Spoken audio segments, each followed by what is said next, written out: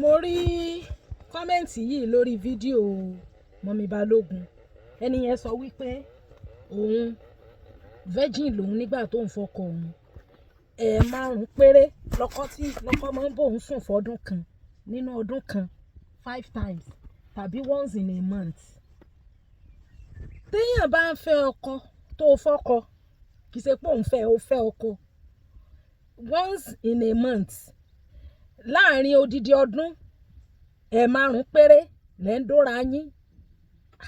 Jọ number 1 ṣé ẹjọ́ ń gbé ni àbẹ́ ẹjọ́ gbé? Because anything tó bá ti lè má fa ìbálòpọ̀ mọ́, that thing will only create a gap between you, and the more you are not bára yín sùn, the more lẹ máa wà far away because ẹ ní bond. Now ìwọ tó fẹ́ ọkọ tó mọkùnrin tó fi fẹ́, most èèyàn tó jẹ́ celibate kó tó marry wọ́n máa ń ní issue yìí because a lot of people like that, they are only concerned with ẹni tó bá ready láti fẹ́ wọn. Are you attracted to that person? Ṣé ni yẹn wà attracted sí ẹ? Ṣé ni yẹn ní interest in your personality?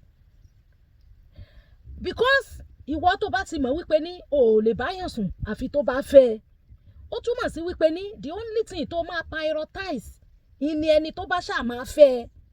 You will not prioritize love, interest, attraction and every other thing.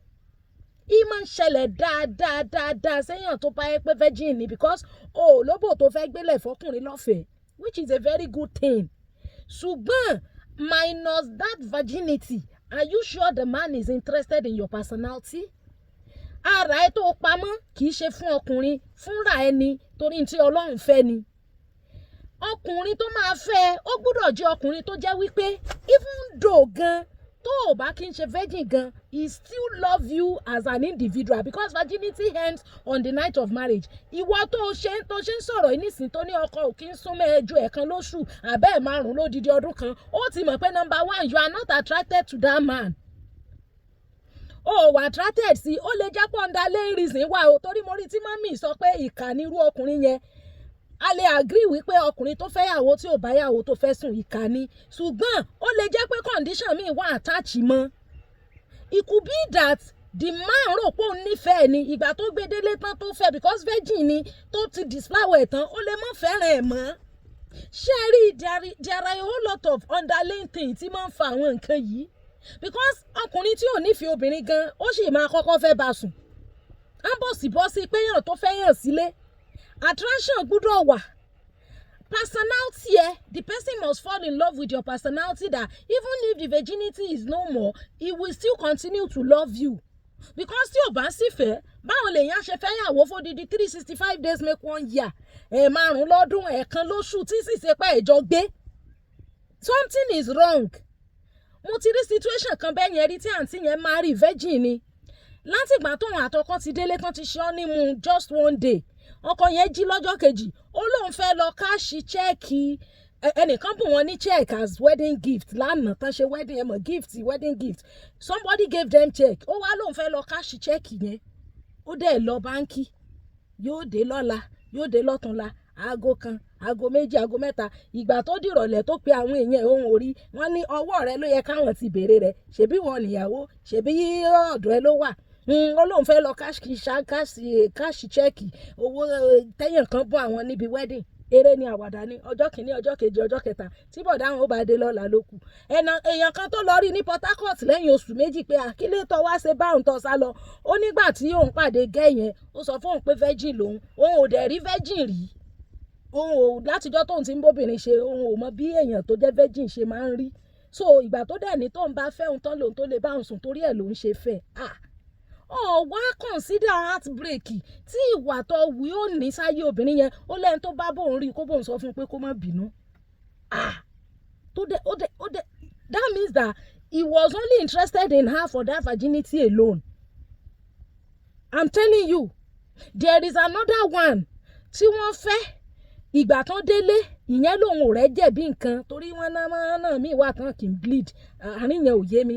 Wọ́n ní so òun ò pé kinní kan sẹ́yìngbà tó wá gbé délé tán ṣé kì í ṣe virgin ni at the end of the day bó ṣáà ṣe pàǹtí yẹn ti nìyẹn wọ́n lo embarrass ẹ̀ ó disgrace ẹ̀ ó da gbogbo ẹrù ẹ̀ láti ilé story building àtijọ́ tí wọ́n máa fi pákó kọ́ wọn lé pákó hùn látòrí story building yẹn ní ti ń da ẹrù ẹ̀ kalẹ̀ tó embarrass ẹ̀ tó humiliate ẹ̀ ìgbà tó tó ẹ̀yìn ọdún kan ọkùnrin yẹn wá padà wá bẹ̀ ó wá ní láyé òun ò bókùnrin kankan òun ò fẹ́ ọkùnrin kankan mọ́ láyé òun ìyá yẹn ti dàgbà ń sìn yìí ó ti darúgbó yóò ti wọ menopause gan àwọn kan máa ń wà chronic tó ń wà religious very very fervent in religion bẹ́ẹ̀ mi ìrókùnrin pẹ̀lú ẹ̀rí ọjọ́ tán kan wá ń sọ̀tàn ẹ̀ náà wá sọ fún mi pé nǹkan tó ṣẹlẹ̀ sí nìyẹn. You will know that the man never love her personality, he only love her just to sleep with her alone. Ó dẹ̀ ti mọ̀ pé tóun ò bá fẹ́ òun ò lè bá sùn ló ṣe fẹ́ therefore kàn ṣe gbogbo pé àwọn tó ń fẹ́ra wọn yẹn náà jẹ́ pé ìfẹ́ wà ń bẹ̀.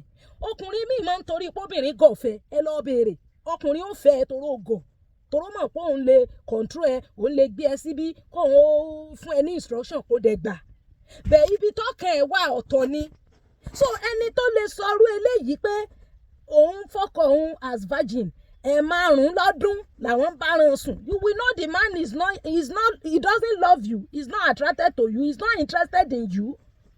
Tàbí kó jẹ́ pé something is wrong, there is an underlying condition tó jẹ́ kí irú eléyìí máa ṣẹlẹ̀ dáadáa.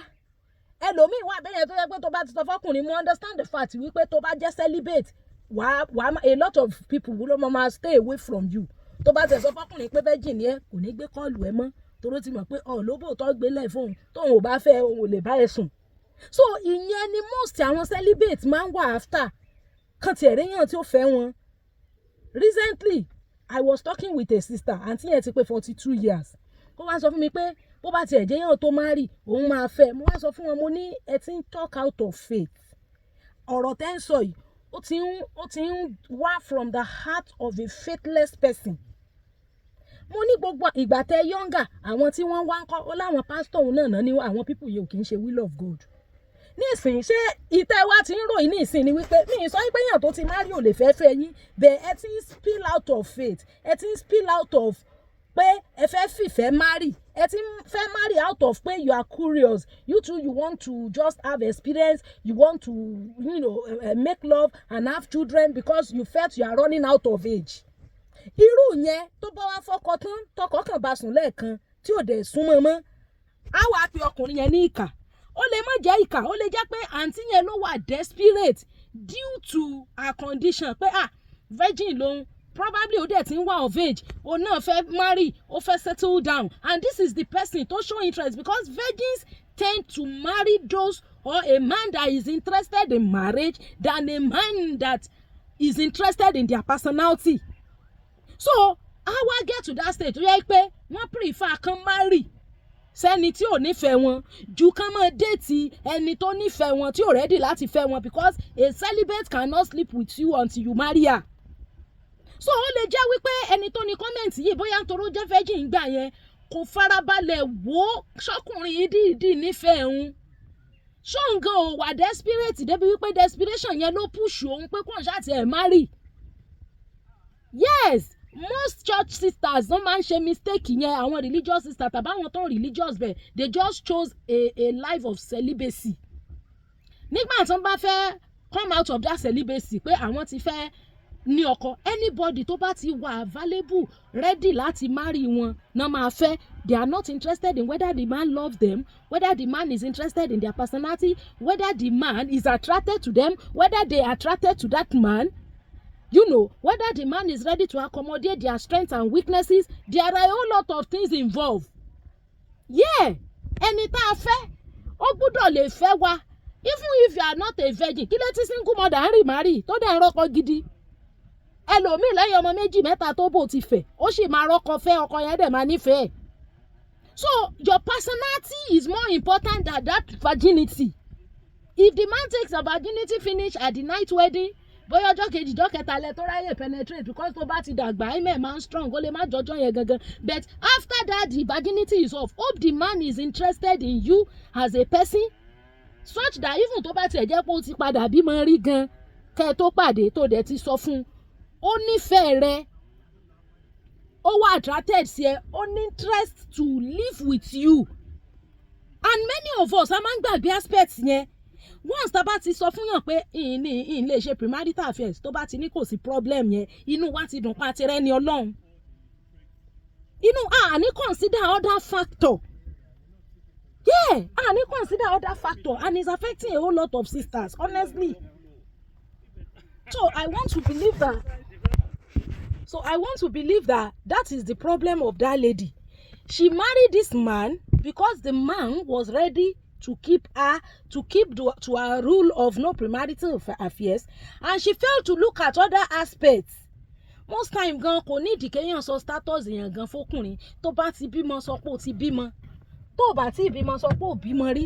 If you are celibate, tó bá gbé ẹ délé tó fẹ́ ẹ tán ó máa mọ̀, because tó bá ti wà faster láti sọ yẹn, ìyẹn ló máa wò pé yín tiẹ̀ mọ̀ bóyá òótọ́ ni bóyá irọ́ ni, ìyẹn ló, you will not consider other factors necessary tó máa ní long term effects, tó jẹ́ pé òun gangan ni ó máa ń pass the test of time. Virginity don't pass the test of time. It's only once after you get home, everything will go off. It will now remain you. Are you sure the man is really interested? Àǹtí tó ń sọ pé Kini kan mo ní èèyàn tẹ́ ẹ fẹ́ tẹ́ni tó fẹ́ tẹ́lẹ̀ tó bá gbọ́ odidi ogun tì yín, ibo lẹ fẹ́ fojú sí? So please, kọ́lọ́n kó tọ́ wa sọ́nà ni, kò sí fídíò kan tó lè address the issue 100%, but it's just my observation mi ni. I suspect that could be the case here. The man never had interest in your personality. Probably he only fair you because he felt that you lived a decent life, and he want to know how it feels, which is very bad. Nísìn gbogbo èèyàn ń pe ọkùnrin yẹn ní ìkà. Anybody can call him a ìkà. Even me, I can say that. But that could be the cause. It could be the cause. So please, as we keep ourselves, pray, let's also trust the Lord. Most wa máa ń rò pé long waiting yẹn is automatic passport to marry a good man. No, orí ọ̀fẹ́ ni o. Grace, orí ọ̀fẹ́, luck, mi tí ẹ mọ̀ mo ṣe lè pè. Ẹ̀rẹ́ lómi tó ti ṣe tó ti mọ̀ tó ṣe kíní ó sì máa fọ́kọ̀ gidi. Ẹ̀rẹ́ lómi tó dúró for years tó ṣe yí pé ní it is well náà ni ó padà fi. My dear sisters, let's continue to pray. Gbogbo mentality tán kó sí wa lórí tán já rò pé bóyá ìyẹn ni yóò jẹ́ kéèyàn fọ́kọ gidi. It's a good thing. It is a good thing. But keep praying. Ìyẹn kọ́ ni yardstick o. My dear people, God bless us.